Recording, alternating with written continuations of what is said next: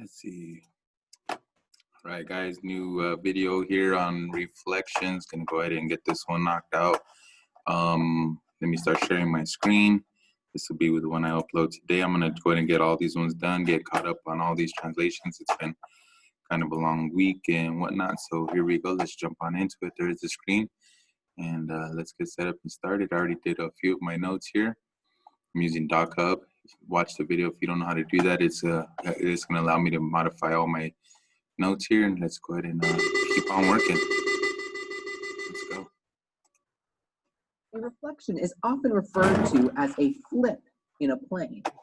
Now, while that term may not sound very mathematical, why do you think that term might be used? Well, to help you answer your lesson question, how are reflections described mathematically? Next, you're going to explore the properties of reflections.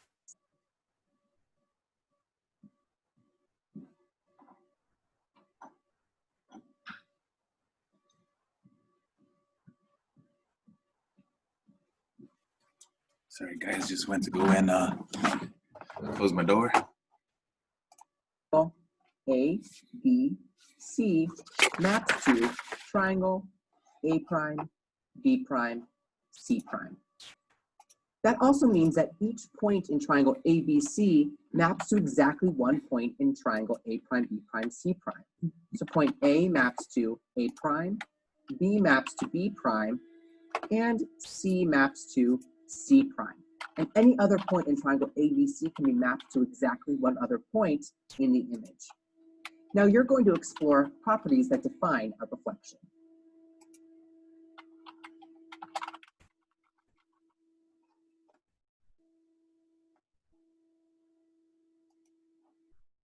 Follow the steps to explore the properties that define a reflection.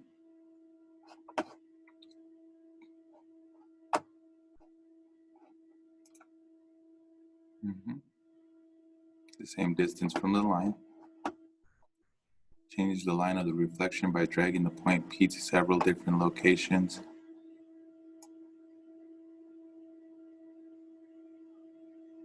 See, it just depends, because what they're talking about is the length from here to here, here to here. These lengths are going to be the exact same length. So if I'm all the way down here, you can see this length and this length are exactly the same. That's what it's talking about as it goes up that way. So it's just rotating through. Make a conjecture. What happens to the measurement AJK measurement of BKJ, BKJ, and measurement of CLJ as you change the line of reflection? The angles change, the angles do not change, the angles are always right angles. So let's see what happens. Do they always stay right angles?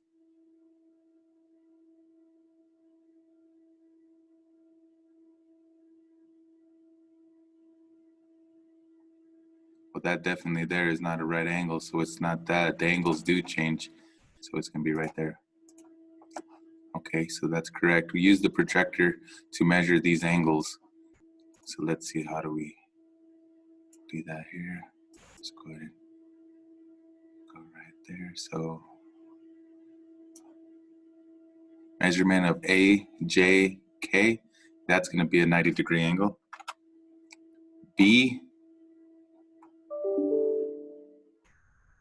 BKJ, that's also a right angle. And CLJ, that's also a right angle.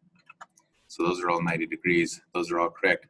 Now let's take a look and see the line of reflection has been returned to its original position using the ruler to measure these segments. BK,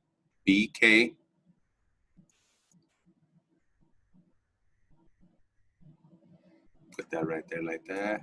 Go ahead and angle there. It's about 2 units away. Is that what that is? It's kind of, let's just see how you play with this ruler a little bit. Okay, so we're gonna go to KB. KB prime is also gonna be roughly about 2 units. Now we're gonna find out if it's asking you for an exact or if it's asking you for an incorrect. Okay, so let's go ahead and zoom on in a little bit. Right here. Okay, so that's how you zoom in. Let's go ahead and replace this up there then, so this is going to be at 2.2. Let's see if that's what it's asking us for, 2.2 units. And this is also going to be 2.2 units. Let's see if that's correct. Okay, so it is asking you for an exact. Okay, record the lengths of these segments, AJ, AJ. So again, it's asking you for an exact. So there's that. Let me go ahead and measure this down right there. Let me zoom in real quick, and that's going to be at 5.6. 5.6. J, A prime, it should be the exact same thing because those are congruent. Remember, it's congruent over the reflection. So those both should be the exact same. And of course they are. Record the lengths of CL. So let me zoom, take away the zoom, CL. Right here to here. So let's zoom in and see what this is recording at. This is 3.5 is the long line. So 6, 7, 8, 3.8. And again, it's congruent. So both of these measurements should be the same, 3.8, 3.8. Let's check those out. We're good. Now the exact length of the segments connecting corresponding vertices are BK 2.2. So it's just repeating what we just went through. What segment have equal lengths? Let's see what our options are. I'm going to say corresponding segments because that's what it's going to be, is the corresponding ones. And that's going to be correct. Okay, change the position of the line of reflection. Does line of reflection appear to be a perpendicular bisector of these? So is it right in between? Remember, perpendicular bisector just means it's right in between. And no matter where it's at, these lengths, this length and this length will always be the same. So from here to here, and why is it doing that? From here to here is the same length as from here to here. So I'm going to say, yes, this should be a perpendicular bisector. Okay. The line of reflection is the perpendicular bisector of the line segment connecting a point and its corresponding image.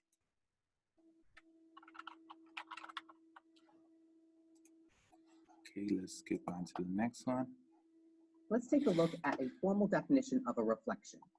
A reflection is a transformation such that the line of reflection is the perpendicular bisector of the line segment connecting a point in the pre-image with its corresponding image. Let's break this definition down by taking a look at this example.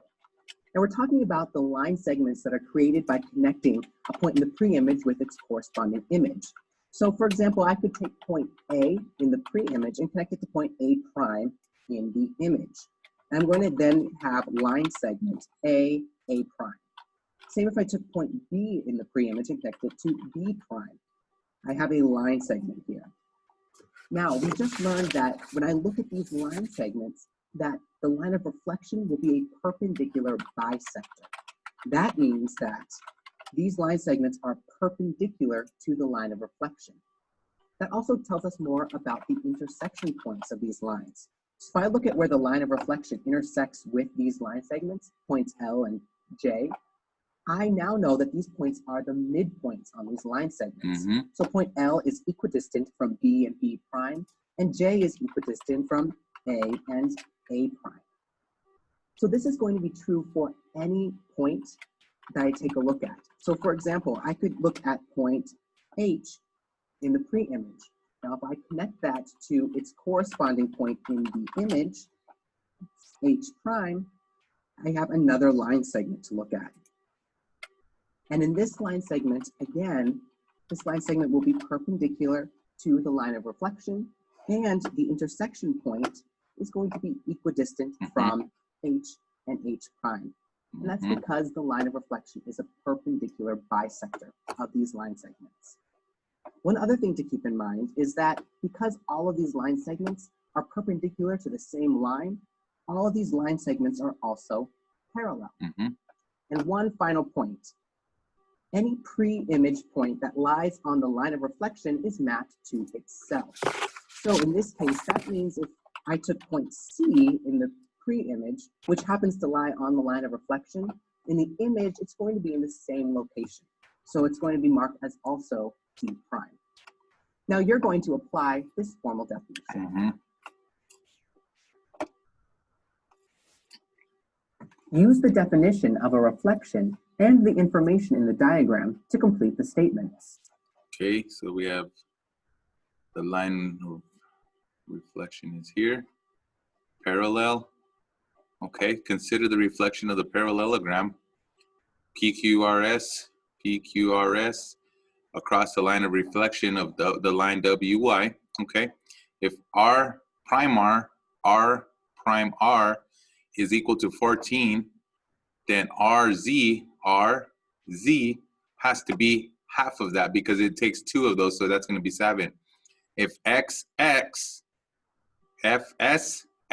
is 5, then I'm guessing S prime S. Oh wait, no, S prime is equal to 5.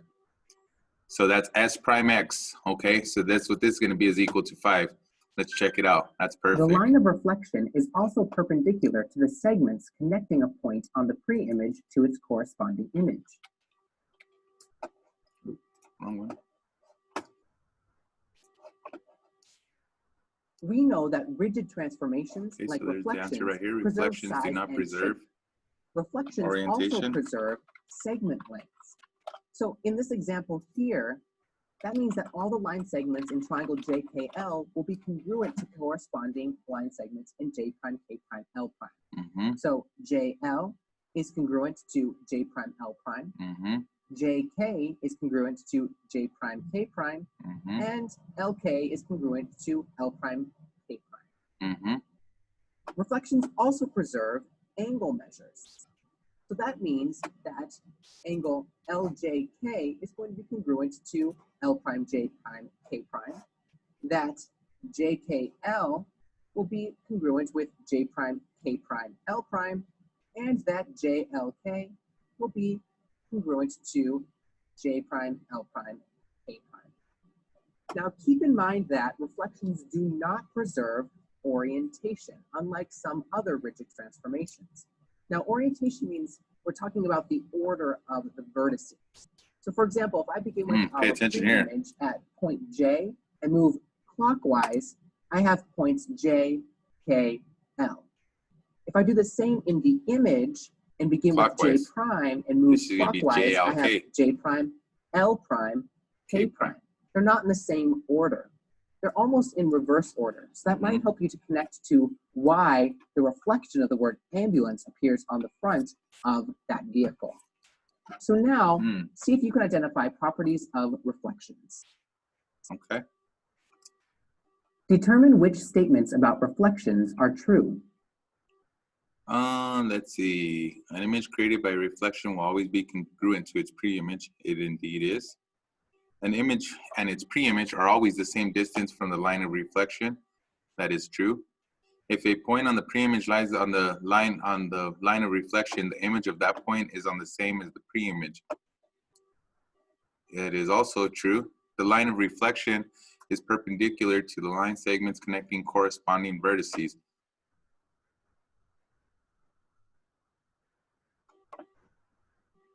Let's see what that means. The line of reflection is perpendicular to the line segments.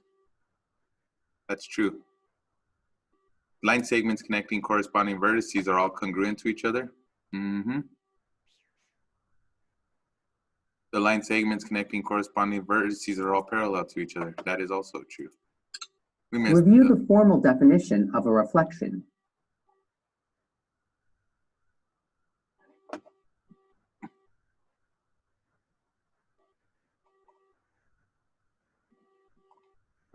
Let's see, where do we make a mistake at? I think it's right here, because the image created by a reflection will always be congruent. That's going to be perfect. An image and its pre-image are always the same distance from the line of reflection. That's true. If a point on the pre-image lies on the line of reflection, that the image of that point is the same as the pre-image. That's also true. The line of reflection is perpendicular to the line segments. Then, okay, perpendicular means it goes through. So I'm going to say that that one was the wrong one. Line segments connecting corresponding vertices are all congruent to each other. That's probably the one that's wrong too, because I think that cuts them in half, so they're not going to be. Now that you understand the definition of a reflection, so I was wrong. It was just this one right here. Let's explore reflections on the coordinate plane. Okay. You're still working to answer the lesson question, how are reflections described mathematically? Well, now you've developed a formal definition for a reflection and explored the properties of a reflection. Now, when a reflection takes place in a coordinate plane like this one, then you can use coordinates to describe the reflection. So let's investigate that next.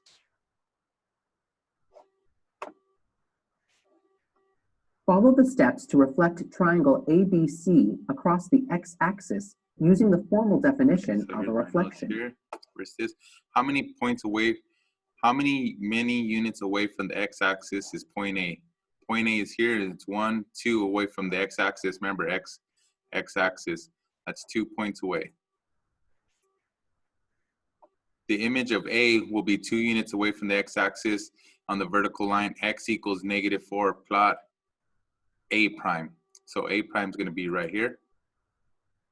How many units away from the x-axis is the point B? Point B from the x-axis, again, we count from here. So that's 1, 2, 3, 4, 5 units away. Okay. And the image of B will be 5 units away from the x-axis along the vertical line, x equals -1. What they mean, the vertical line of x equals -1, -1 is here, and it's 5 up. So now we're going to go 5 down, 1, 2, 3, 4, 5. So that's going to be point B right there. Okay, plot the image of C on the line x equals 3. So again, x is 1, 2, 3. And it's up 1, so x3, down 1. This is going to be the opposite. Compare the Our line of coordinates of the reflection is pre-image x. to the image. The x-coordinate remains the same, and the y-coordinate is negated. So this right here is going to be, it remains the same. And the rule for reflecting across the x-axis is rx axis minus axis of xy mapped out to x equals -y. Okay, our axis is B1, -1, 5 is mapped out to B prime, and the B prime is here. So it's going to be, this is -1, and this is -5. Okay. You can see B prime is right there, B prime. So it's mapped out as -1, -5. You may have noticed a pattern when reflecting across the x-axis. In fact, there is a general rule you can follow anytime you reflect across the x-axis. The x-coordinate will remain the same, and the y-coordinate is negated. Let's take a look at this rule using transformation notation. The rule for reflecting across the x-axis is this. Begin with a lowercase r that represents a reflection, and then a subscript x-axis that tells us what the line of reflection is. That's followed by a coordinate pair. This represents the input, or in this case, the pre-image point. Sorry about that right here. This arrow means maps to, and then it shows the output, another coordinate pair. In this case, it's going to be the image point. Now that we have this rule, let's see if we can apply it to the example here. So I'm going to begin by applying this rule to point B in the pre-image. So to use the rule, I'm going to begin with an R. That's this right here. To tell me that I'm going to reflect across the x-axis. And my input is going to be point B, which is located at -1, 5. That's going to map to the output point. Now the output is going to be at B prime. And if I follow the rule, I know that the x-coordinate will remain the same. So I'm going to leave this as -1. And the y-coordinate is going to be negated. So I'm going to take that 5 and make it -5. So since I have the reflection already on the coordinate plane here, I can see that B prime is indeed located at -1, -5. So this rule does hold. Now you're ready to determine the image of a vertex. Determine the coordinates of the image after a reflection across the x-axis. Okay, the vertex P, which is right here, P, -7, -4. Again, it stays the same. So this one's going to be -7. And this, I'm going to assume that it's asking for the next coordinate right here. And this is going to be the opposite. So this is -y. Well, it's -4. So a -4 is going to be a +4. Okay, so that's right. Similarly, you can find a rule for reflections across the y-axis.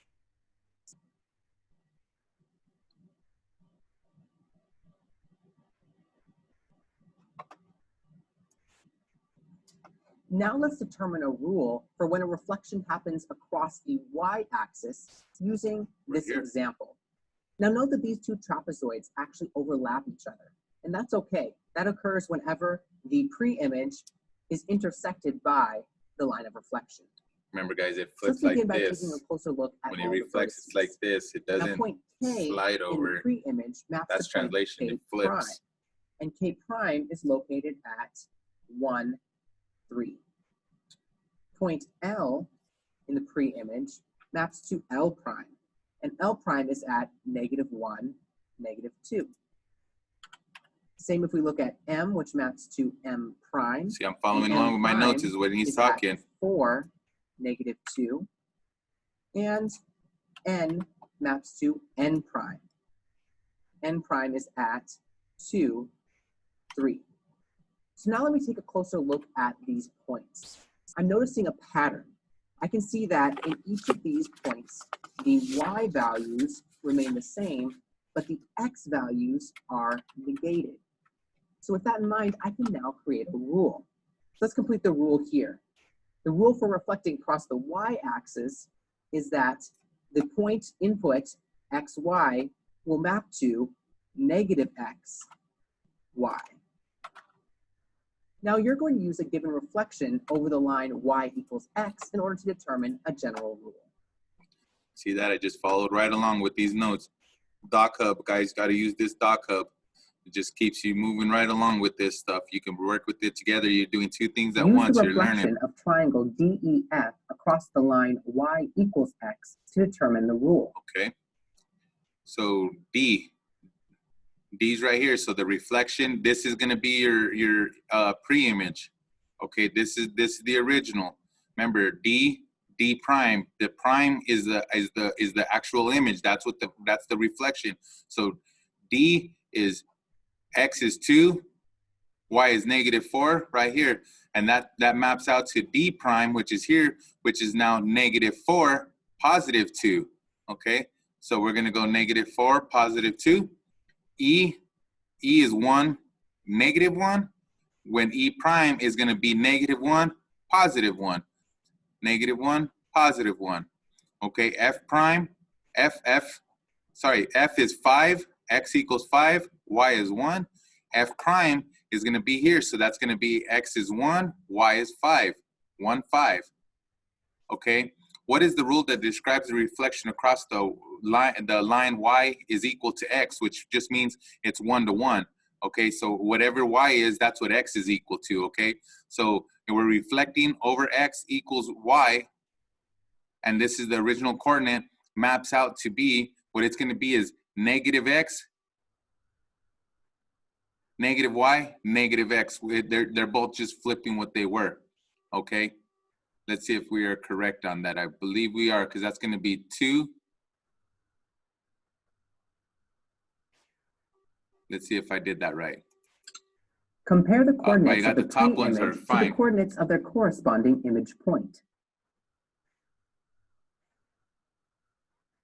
So what did I do wrong? What did I do wrong? So this is 1, 1, -1. This is X is 2 for D, and this is Y is -4, so it's -4. So we're gonna be at -X, Y, right?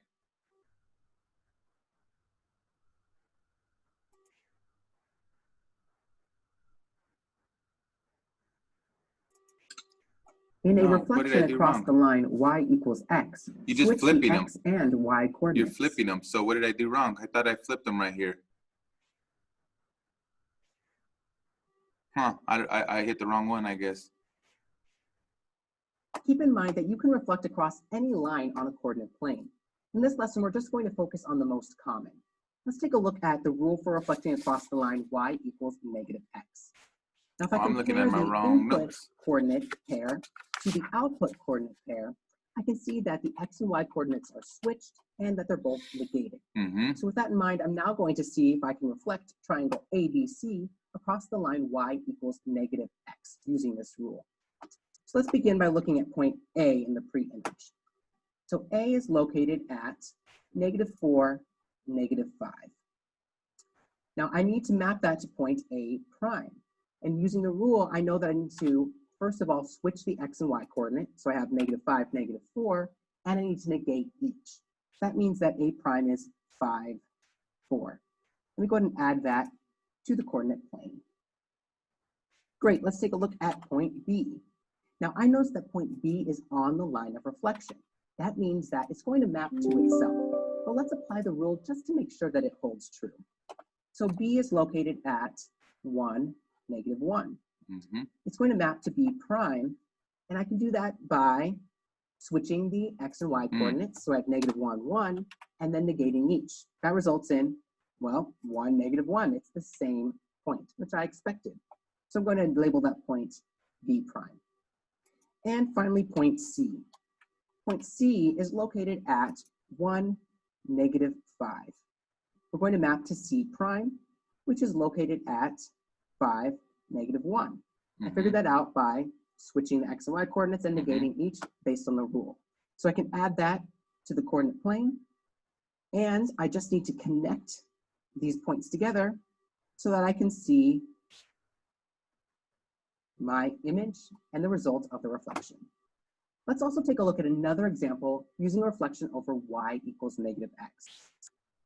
Now, I want you to keep in mind that you should always pay special attention to the terminology. And in this case, we should do that particularly with this question. Rectangle Q prime, R prime, S prime, T prime was created using the rule that's given here. Graph the pre-image of the figure. Now, did you notice? I need to graph the pre-image of the figure. I'm given the image.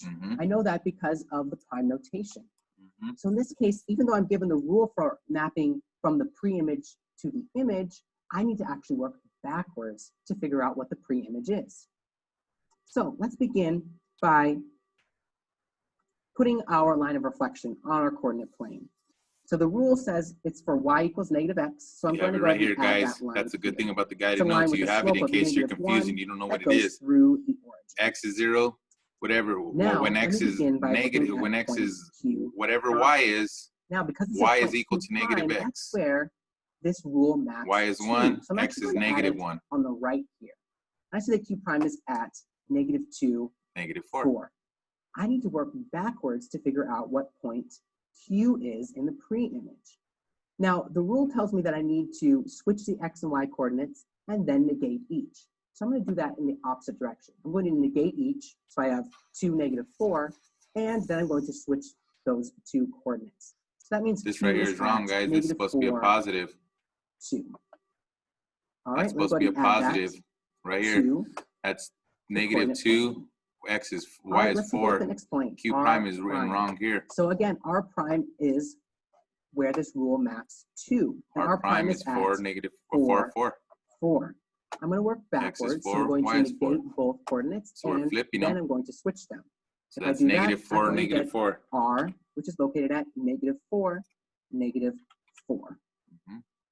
If I add that right here, I just have another point I need to find. So I'm going to start with S prime.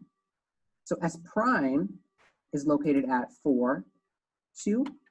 I'm going to work backwards to find point S. That means if I negate 4 and 2, and then I switch them, I'm actually going to be left with negative 2, negative 4. That's my prime I'm right going to there. add that as well. Well, point T prime Now, is the same I as don't need to work on T T. prime. And that's because I noticed that T prime is actually right on on it. the line of reflection. That means that point T will map to that point. So I can just label this as point T as well based on what I know about reflections. So I now have my points. I just need to connect them together. And now I have the pre-image for this reflection. So again, remember to pay special attention to terminology, whether you're trying to find the pre-image or the image. Now, you may have noticed that the act of negating two values and then switching them, or switching to two coordinates and then negating them, is really the same regardless of the direction. However, there are other rules for reflections where the order is very important. So make sure you pay special attention to your rules as you're solving for reflections. All right, now you are ready to apply this on your own.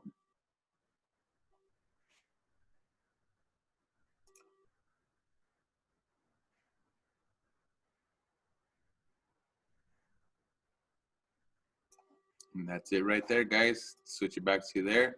That way I get my stuff. There's the reflection right there, just like his. We're doing good. Okay. Find the pre-image of vertex A prime. Okay, this is just a little practice, and then this is some extra stuff that we'll come back to in just a second. Find the vertex of A prime. If the rule is created, the image is reflected over the y-axis, x equals y, so we're flipping over just the y-axis right here, and so that maps out to be negative x, y. See, this is x. So A is 4, 1. Okay, it's going by twos up. Looky, 2, 4, 6, 8. So this is actually 2, 4, 2. So this is going to be 4, positive 2. That's going to be negative 4, positive 2. For Okay, any point on triangle A prime, B prime, that's C going to be prime, right here. you can negate the x coordinate and retain the y coordinate to find its pre-image. And that's it for the instruction. I'm going to come down here because that's where I was at. I just did the instruction for you guys. Let's figure out this right here. Okay, so now we're going to go ahead and answer this question. How are reflection described mathematically? Well, for me, they're described using rules. Let me go ahead and put my cursor out. Using rules that show, yeah, I'll just go ahead and keep them all in caps, that show how each coordinate in the pre-image, remember that's the first one, that's the given, in the pre-image is mapped to its image. Oh, I'm already patting it into its image. Okay, now as an example, that's going to be these down here. This is what it's talking about. That's how it's reflected, described mathematically. This is how it's described, and this is the rules. This is what I'm talking about, the rules here. Okay, so this is an example of how the coordinates in the pre-image are mapped to its image. Okay, this one is given and it's mapped out across the x-axis, so those ones are just the same. You just flip it over with the negative y. When it's flipped over the the y-axis, x comma y, it's mapped out to be a negative x, and this is over here, and this stays as just regular positive y. Okay, when the reflection across the line y equals x, reflected over y equals x, when x and y is mapped out, that's going to be equal to, you just flip them. Remember, you just go y and x, you just flip them. Okay, now when it's reflected over y equals negative x, well, then that's mapped out to be negative y over negative x, because you're flipping it over, and both of those are now going to change when it's a negative x. Okay, so that's it. That's how you do your stuff right there. You can go ahead and use this space right here to give any thoughts or anything like that, but this is how you guys do your guys' instruction. Warm-up and instruction were completed doing this, and here now I have all my guided notes. So what I'm going to do is, just like I did in the video, I'm going to go ahead and I'm going to download these.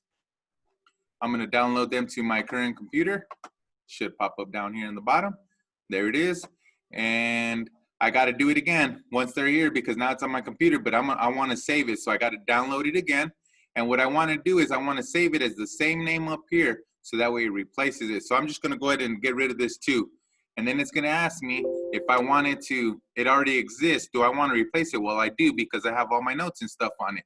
Now, here in a little bit, I'm going to go ahead and I'm going to do this summary, and then I'm going to do the assignment. I do have a Zoom meeting with my third period class coming up, so I'm going to go ahead and post this one to the Google Classroom right here with this reflections. Here in a little bit, I'm going to make another video that shows me doing the assignment with my notes, and then I'm going to go ahead and take the quiz, also doing the same. I will show the work on the assignment as I do it, but the quiz I won't show the work, because obviously you got to do your own work, and we'll go from there. But guys, this is how easy it can be. That took us about 18 minutes. This video is going on about 18 to 20 minutes now. I'm going to go ahead and close up this meeting, save it up. That way I could post this to the Google Classroom, show you how easy it is to take guided notes using Dochub, and how I'm going to do it when I'm taking my quizzes and tests and doing my assignments. Thanks, guys.